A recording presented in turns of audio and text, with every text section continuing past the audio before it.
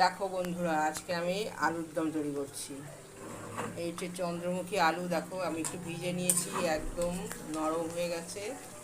নিরামিষ আলুর দম, শুধু দিয়েছি আদা, কাঁচা লঙ্কা, লাল লঙ্কার গুঁড়ো আর গোটা গরম মশলা দিয়েছি ফোড়নে। দেখো কত সুন্দর হয়েছে, একদম কষা কষা হবে।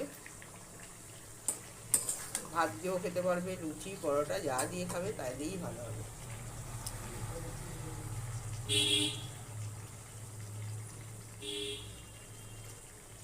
দেখো একটা আলু তোমাদের ভেঙে দেখাই।